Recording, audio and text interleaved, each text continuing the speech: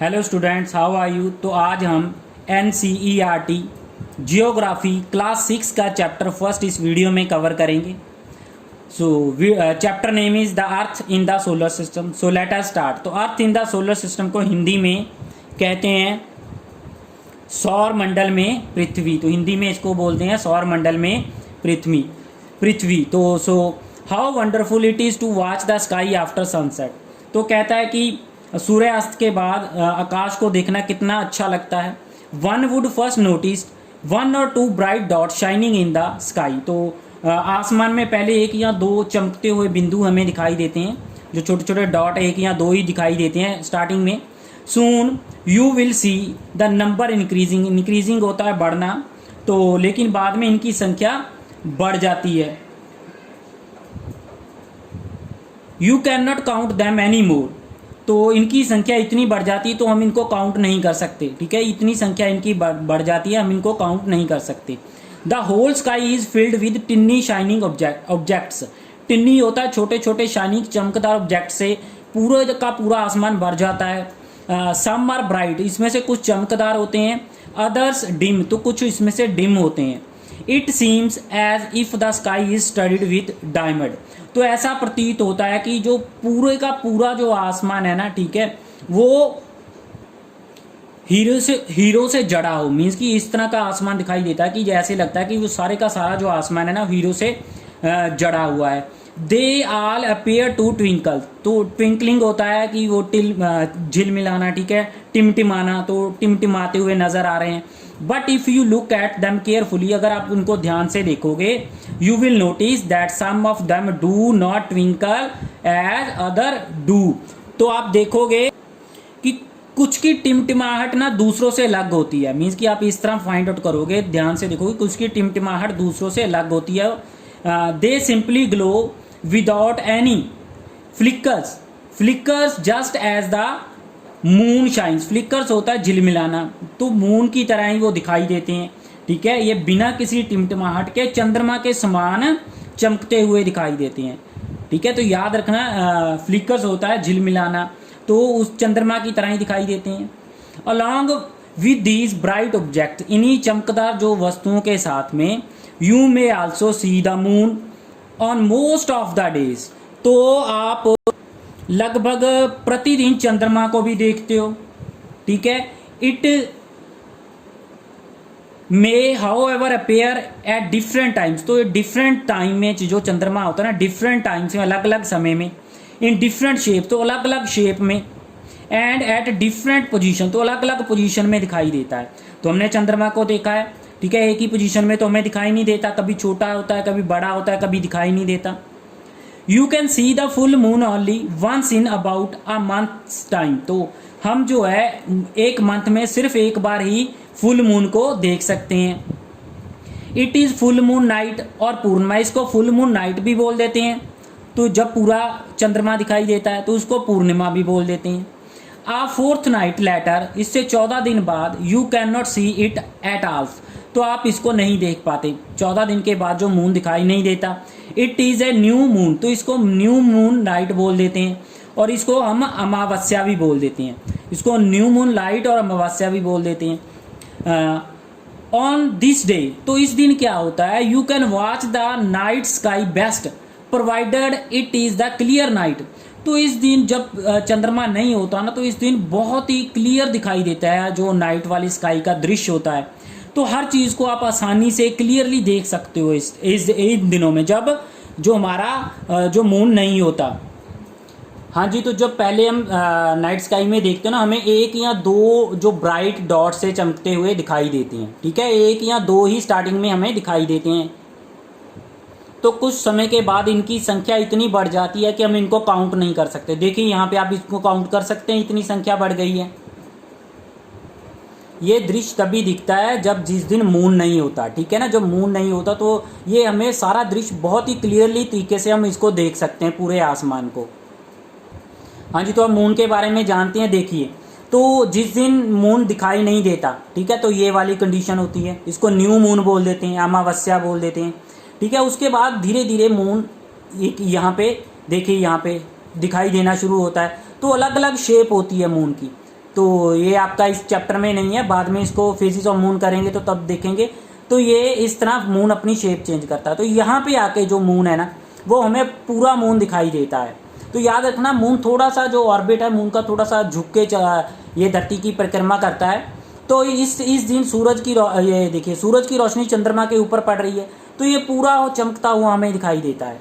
ठीक है, यहाँ पे भी सूरज की रोशनी पड़ रही है, ये देखिए ये वाला हिस्सा है ना, तो इस हिस्से पे जहाँ पे कर्सर है तो यहाँ पे सूरज की रोशनी पड़ रही है, पर इसको हम धरती से नहीं देख पाते। तो ये सूरज की तरफ होता है, जो पीछे वाला हिस्सा हमें चंद्रमा का दिखाई देता है। ठीक है, तो वहाँ पे डार्क होता है, अंधेरा होता है, तो सूरज की तरफ दिन होता है, तो इसीलिए इस कंडीशन को हम नहीं देख पाते धरती पे।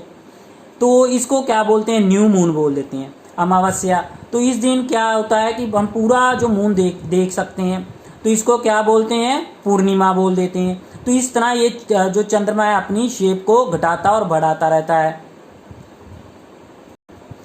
तो ये देखिए यहाँ पे सूरज की रोशनी पड़ रही है, ये देखिए जो चंद्रमा है इसका इस हिस्सा को हमने क्या किया, ब्राइट है, तो ये हिस्सा उसका डार्क है, ये पृथ्वी से ये हिस्सा डार्क वाला दिख रहा है।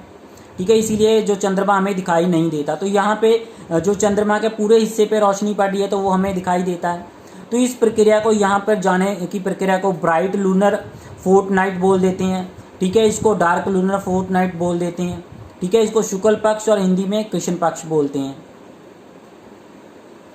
हाँ जी, जो हमारा चंद्रमा है ना इसको near about 27 days 7 hours 43 minutes and 11.5 second का चक्कर पूरा करने में लगाता है धरती के समय। मीन्स कि लगभग 27 दिनों में ये अपना एक चक्कर सूरज के चारों तरफ, धरती के चारों तरफ पूरा कर लेता है। तो ठीक है, ये ऑर्बिट है धरती का, ये ब्लू कलर का है, तो ये अंदर को झुका हुआ है, थोड़ा सा झुक के धरती की परिक्रमा करता है। यहाँ पे ऊपर होता है तो सूरज की रोशनी पड़ती है इसके ऊपर, तो ये पूरा चमकता हुआ दिखाई देता है।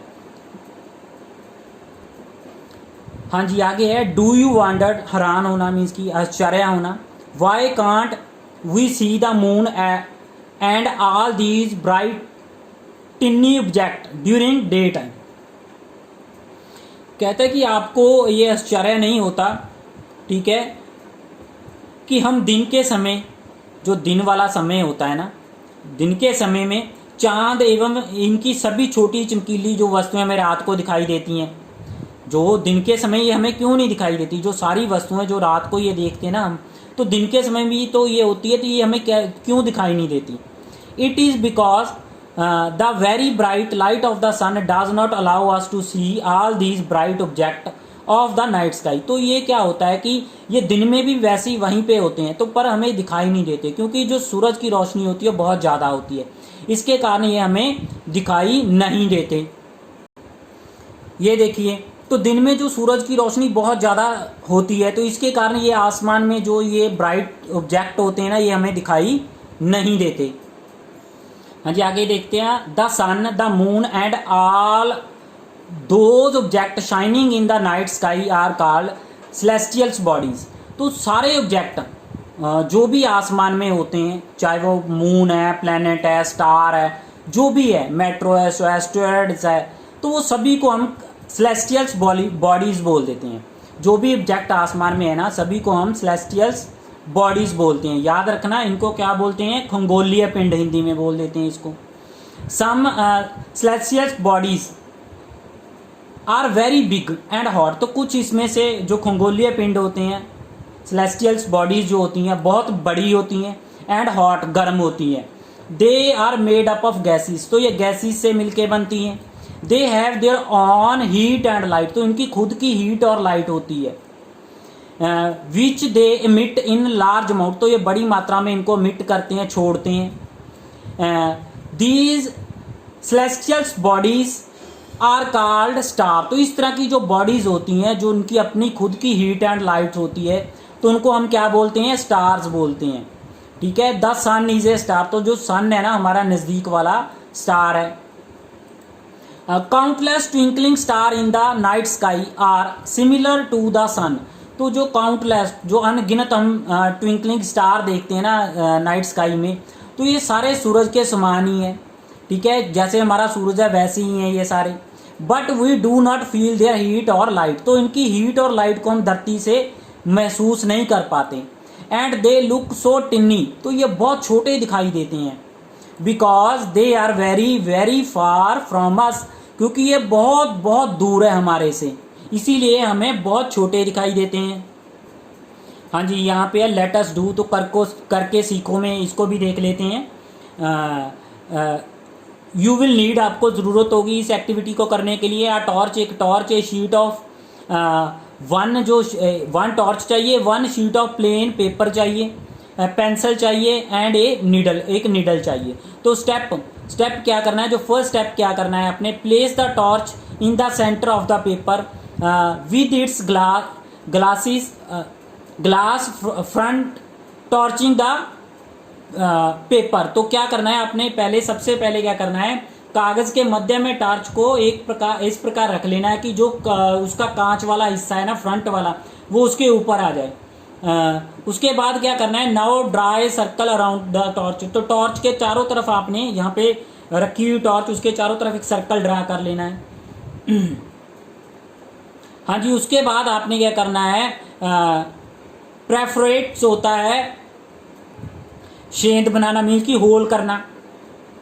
Perforate the paper with the needle with in the circular area. तो जो आपने सर्कल बना रखा है, यहाँ पे आपने मान लो एक राउंड रखी हुई है, ठीक है, यहाँ पे आपने पेपर के ऊपर यहाँ पे टॉर्च रख ली है, टॉर्च रख ली, ऊपर ड्रा सर्कल किया। तो इस सर्कल में जो शीशे के ऊपर आएगा टॉर्च के, वहाँ पे आपने छोटे छोटे होल कर लेने हैं उसमें जो आपका पेपर है, ठीक है, with the help of needle के साथ सर्कुलर एरिया में। Now place the perforated circle path on the paper on the glass front of the wrap the paper around the torch with in A rubber. तो अब वो जो जहाँ पे आपने होल की हुई है राउंड हिस्से में, तो वो हिस्से को आपने टॉर्च के फ्रंट वाले हिस्से पे रख के ऊपर से इसको रबड़ से रैप कर देना है, लपेट देना, रबड़ से बंद कर देना उसको। Take care that the switch of the torch is not covered. तो स्विच जो होगी टॉर्च की वो कवर नहीं करनी, अपने इसमें ध्यान रखना है।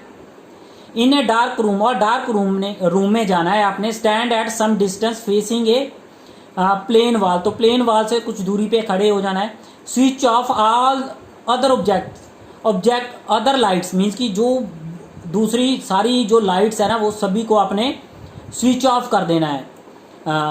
Now flash the torch light on the wall. तो अब टॉर्च लाइट को आपने दीवार की तरफ दिखाना है, ठीक है, उसको ऑन कर देना है।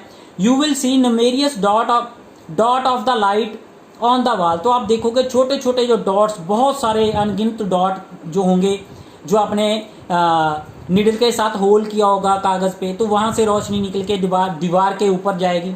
लाइक स्टार, तो शाइन इन द नाइट। तो इस तरह वो नाइट में जो आसमान में तारे चमकते उस तरह चमकते हुए दिखाई देंगे। Switch on all the lights in the room, all dots of lights will be almost invisible. Invisible होता है गायब हो जाना। तो जब आप स्विच ऑन करोगे लाइट की, ठीक है, तो सारे के सारे डॉट जो है दिखाई दे रहे हैं वो इनविजिबल मीन्स कि अदृश्य हो जाएंगे, ठीक है। तो टॉर्च आपने लाइट ही रखनी है, जलती ही रखनी है। दीवार के ऊपर भी उसी तरह आपके स्टार की तरह वो रोशनी पड़ेगी, बट जब आप लाइट ऑन कर दोगे तो वो सारे के सारे अब दिखाई नहीं देंगे।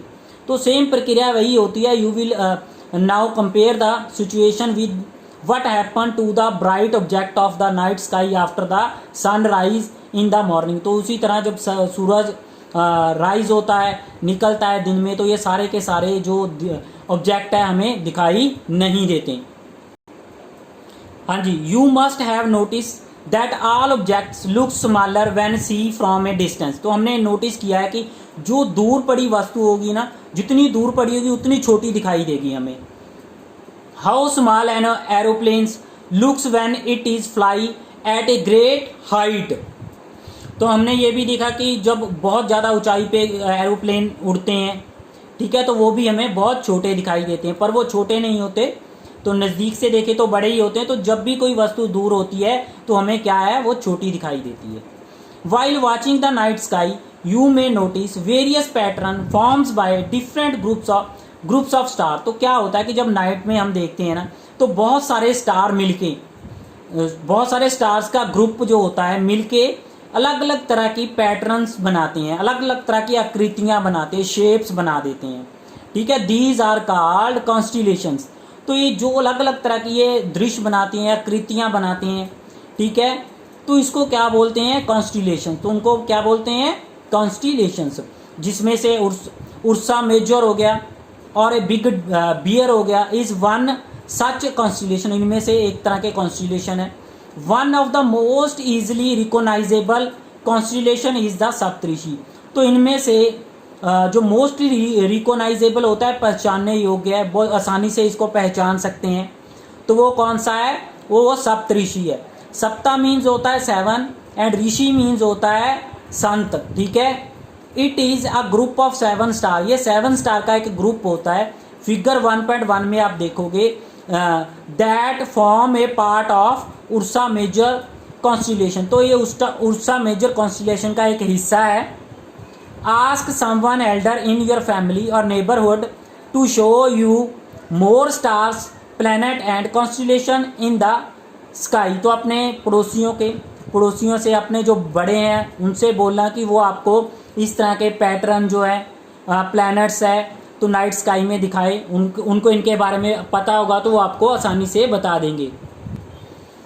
तो ये देखिए, ये कॉन्स्टिलेशंस की पिक्चर है कुछ। तो ये अलग अलग तरह की आकृतियाँ बनती है जो आसमान में, ठीक है, नाइट स्काई में। तो इसको बिग डिपर बोल देते हैं, ये वाला, ठीक है, लिटिल डिपर हो गया। तो इस तरह की जो आकृतियाँ बनती हैं इनको क्या बोलते हैं, कॉन्स्टिलेशंस बोलते हैं।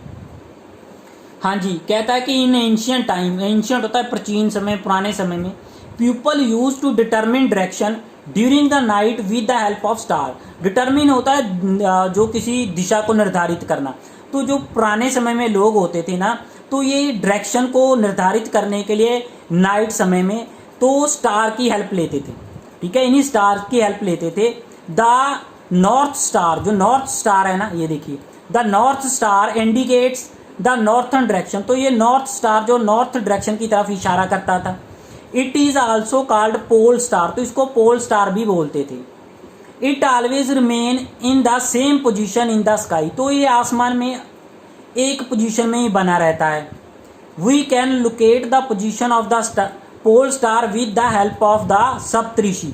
तो सप्तऋषि के हेल्प के साथ हम पोल स्टार को आसानी से फाइंड आउट कर सकते हैं। ये देखिए, लुक एट फिगर 1.1 में यू विल नोटिस, आप नोटिस करोगे that if an imaginary line is drawn joining the pointer star, देखो ये पॉइंटर स्टार जो है, एंड एक्सटेंडेड फर्दर, तो इससे आगे बढ़ोगे आप जब, it will point to the pole star. तो ये पोल स्टार की तरफ पॉइंट करेगा, उसको दिखाएगा। हाँ जी, ये देखिए, तो ये दो पॉइंटर स्टार है, क्योंकि इनमें से आपने मेजर एक काल्पनिक लाइन बना के देखना है। सप्तऋषि के ये स्टार से, यहाँ पे आप खड़े हैं तो यहाँ से आप देखोगे काल्पनिक लाइन बना के, तो ये वाला स्टार है ना, जो ये वाला, तो ये नॉर्दर्न स्टार होगा आपका, ठीक है। इसी की फाइंड आउट करके ना, इसी को वो दिशा का निर्धारित करते थे भी हम नॉर्थ दिशा में जा रहे हैं, साउथ में, ईस्ट में, वेस्ट में। तो एक दिशा आपको पता चल गई, मीन्स कि आपको नॉर्थ पता चल गई, तो आपके ओपोजिट डायरेक्शन में साउथ हो जाएगा। तो आपके जो राइट हैंड है इस तरफ आपके कौन सी दिशा हो जाएगी, ईस्ट हो जाएगी, लेफ्ट हैंड की तरफ आपके वेस्ट हो जाएगी। एक दिशा में पता चल गई तो सारी अपने आप पता चल जाती है। इस तरह वो नॉर्दर्न स्टार को देख के पुराने समय में दिशा को निर्धारित करते थे। आगे है, some celestials bodies do not have their own heat and light. कुछ इस तरह की बॉडीज होती है, ठीक है, तो उनकी अपनी हीट और लाइट नहीं होती। They are lit by the light of the star. तो जो स्टार की रोशनी लेके चमकती हैं। Such bodies are called planet. तो इस तरह की बॉडीज को क्या बोलते हैं, प्लैनेट्स बोल देते हैं। The word planet comes from the Greek word. Greek word जो है ना, उससे लिया हुआ है प्लेनेटाई से। तो इसका मतलब प्लेनेटाई जो ग्रीक वर्ड है उससे बना हुआ है ये word planet. Which means wonder. तो जिसका मतलब होता है वंडर, भ्रमण करना, इधर उधर घूमना। The earth on which we live is a planet. ये जो अर्थ है जहाँ पे हम रहते हैं एक प्लैनेट है। It gets all its heat and light from the sun. तो ये सारी की सारी जो अपनी रोशनी है सूरज से प्राप्त करती है। विच इज और नियरेस्ट स्टार। तो जो हमारे नज़दीक वाला स्टार है।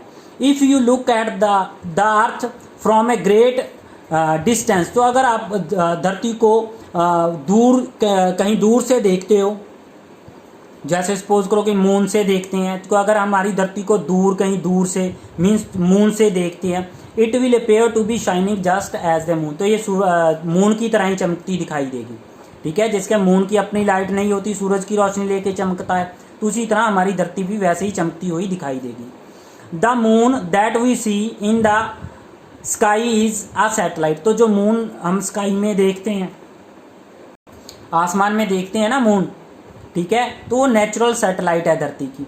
It is a companion of our earth and move around it. हाँ जी, ये वर्ड आ गया कंपेनियन।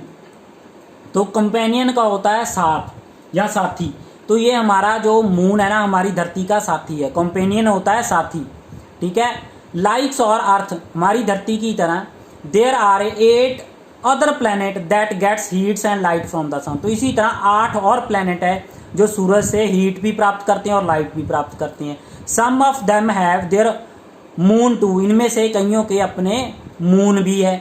तो यहाँ पे इंटरेस्टिंग फैक्टर आ गया, तो इसको देखते हैं। हाँ जी, इंटरेस्टिंग फैक्टर में Jupiter, Saturn and Uranus have rings around them. तो इनके चारों तरफ रिंग बनी हुई है। सिर्फ हम देखते हैं कि हमने देखा कि सैटर्न के चारों तरफ रिंग देखते हैं, बट नहीं, जुपिटर और सैटर्न और यूरेनस प्लैनेट है, इनके चारों तरफ, तीनों के चारों तरफ क्या है, रिंग है। These are belt of small debris. Debris होता है मलबा, ठीक है, ब्रह्मांड में टूटे फूटे जो ग्रहों का टूटा फूटा हिस्सा होता है, तो प्लैनेट का जो हिस्सा होता है, या और कोई पथरीले जो एस्ट्रॉयड वगैरह घूम रहे हैं, वो डेब्रीज में आ जाते हैं। मलबा होता है, इनसे बने होती है, बेल्ट होती है मलबे की इनके चारों तरफ, वो तेजी से चक्कर लगा रही होती है। दीज रिंग में be seen from the earth. तो ये रिंग हम धरती से भी देख सकते हैं with the help of powerful telescope. पर इसके लिए हमारे पास पावरफुल टेलीस्कोप होना ज़रूरी है। हाँ जी, तो ये देखिए यूपिटर है, इसके चारों तरफ भी रिंग बनी हुई है। ये सैटर्न है, इसके चारों तरफ भी रिंग है। ये यूरेनस है, इसके चारों तरफ भी रिंग है। तो बाकी वाला हिस्सा जो इस चैप्टर का हम सेकंड वीडियो में कवर करेंगे। तो सेकंड वीडियो का लिंक मैं इसी वीडियो के डिस्क्रिप्शन बॉक्स में डाल दूंगा, तो वहाँ से जाके आप देख सकते हो इसको।